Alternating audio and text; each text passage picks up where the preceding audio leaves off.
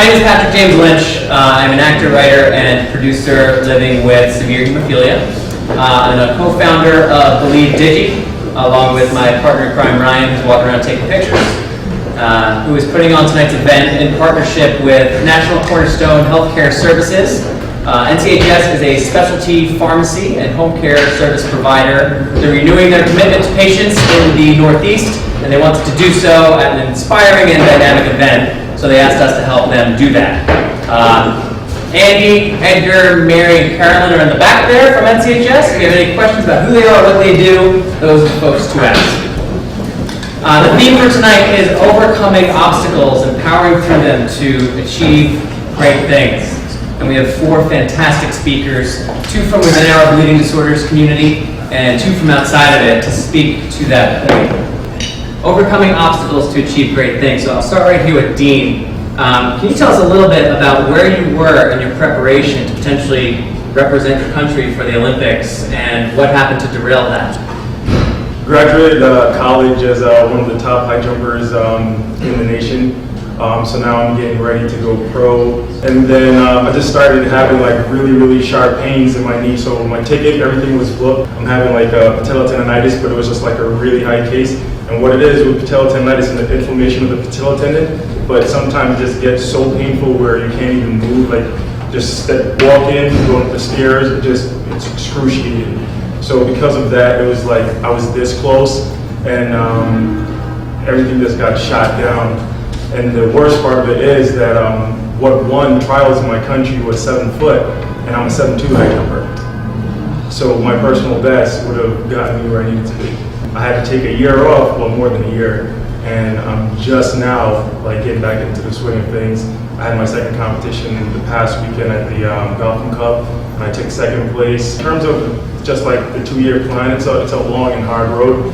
It requires a tremendous amount of work. I have to be in the gym 5 times a week, then 2 days of recovery.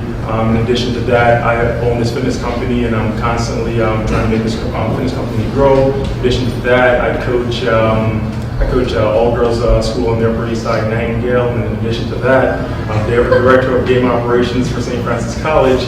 And in addition to that,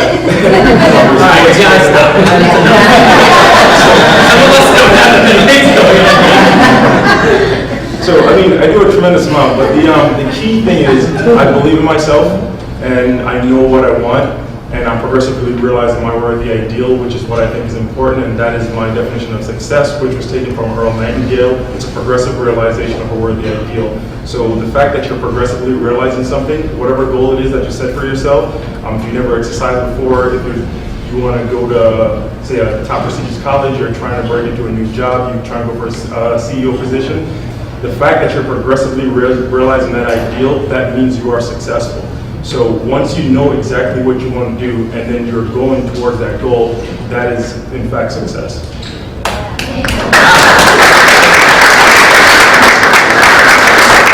So I'm 24 and I was diagnosed when I was an infant, luckily, because I had a family history of it, which has really benefited my treatment and my life.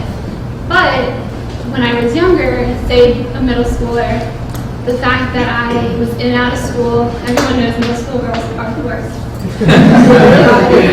Well, if you're not there, you're out. And being in and out of school, nosebleeds and just any kind of bleed, it's hard. And I would keep it to myself, which probably wasn't the best thing. And then throughout each stage of my life, there's been new obstacles. So being a woman with vulnerable runs, my periods have almost killed me multiple times. At the age of 20, I found out that if my bleeding did not stop, there was a chance I would get a hysterectomy. At 20, that's not something you want to hear. Or that, or the option of being put into menopause again at 20. No one wants that. So I found that I kept it to myself because I wanted to be strong. We said man up. I wanted to man up in a way because I didn't want to show my weakness, and that was a really hard thing to overcome and be open with and just say, you know what, this is what's happening. This is why I can't come to class. This is why I couldn't do this or this. I have an older brother and sister who both have vulnerable runs as well. So they are a great support system for me personally, and I really feel like we've all been each other's support system at one time or another. We all know how it feels. It's hard for someone who doesn't have an eating disorder to know what it's like to have a 6-hour nosebleed and how you feel after that. So they'd come to me, and it was nice to know that they were there for that. You know, I mean, a lot of it is trying to just be yourself and not trying to hide from your chronic illness. And when you're young, you do a little bit of that because you want to work and you don't want to necessarily have it limit your progress in life. So I never told an employer when I was hired that I had hemophilia, before they would hire me, because then they would just choose the other resume. But I would tell the employer within a year of being hired, because at that point I probably had proven myself and was invaluable, and I've never lost a job, and never really had that kind of transition. Always been a valuable employee. So standing up and being that, and then it's kind of working a little harder than everybody else has to work to prove yourself. You really have to put yourself out there, go that extra mile, do that extra thing, because once people know you have a chronic illness, they're looking for you to slack off a little bit or not. So I was willing to put myself out there, and I've always been kind of determined in many ways to not have the chronic illness impede my life. And over my years as a camp director, which is my favorite title, in my time in hemophilia, that's what I've tried to instill in my kids, is like, you know what? When you're sitting in that chair in a classroom, no one cares you have hemophilia. They can't even see it. You got little breast disease, you can't even see it, okay? So you better compete, okay? You better have the chops to compete. So when you came to our camp, I never let you win unless you won, okay? And we competed hard. I used to call it, my philosophy was throw the ball, catch the ball, shoot the ball, hit the ball. Because after you were with us, you were not going to be the last person picked on the playground. I have been very fortunate to be successful pretty much right off the bat in an industry that's really difficult to be successful in.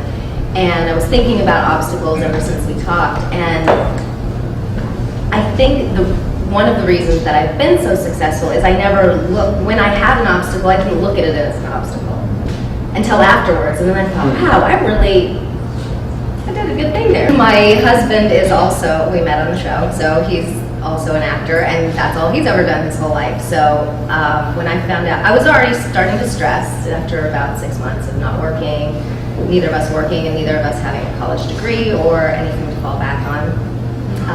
And then I got pregnant, and I immediately went into a tailspin. I have panic disorder where, panic attacks come on for no reason. Now they had a reason. And it was really scary because I was pregnant and I didn't want to take medicine while being, I looked up, researched everything, and the medicines that you take don't look good for pregnant women, so I didn't take them, and I was really, really in a dark place.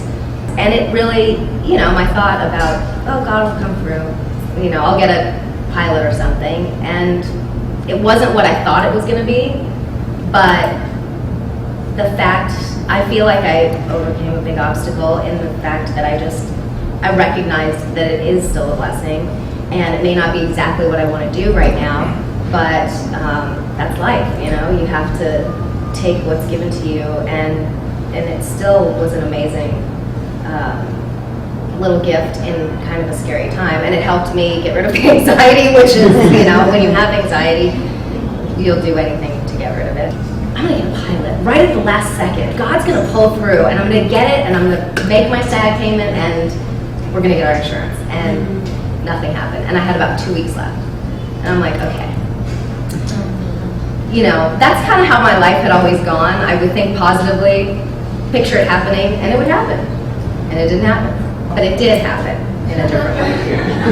Because I got a call from one of the hairstylists that I worked with on As the World Turns. She works at Jerry Springer.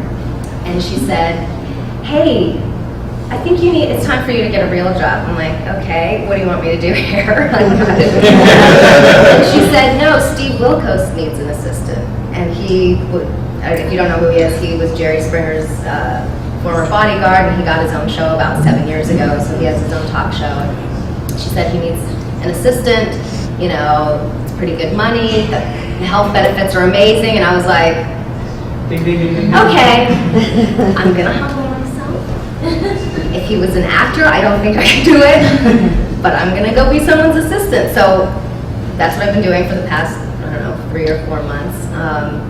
And it's been a humbling experience. It's a great job. People are amazing, and that's what I really realized. It's afforded me the opportunity to be able to provide for my family. You said earlier, I still want to go after my dream, and part of me thinks like, what are you talking about? Like, 1,366 episodes as the world turns. I mean, you are in the 1% of people who go after jobs. But what's beautiful is that because that landscape changed so drastically, it forced you to have to do something that not that many people at that 1% level have to do, which is rethink things. Right. Because it wasn't just going to be there for forever. And that's really interesting. And you say the word humbling. I think that's beautiful, and it's important. I think it's good to hear. Sometimes people, especially people who are on TV, that we see, they're successful. You don't know everything that goes into them getting there. And that goes for anyone who we look at and say that's a successful person. Right. Sure, but a lot of obstacles come along that path. So that's super valuable, and that is why you're here.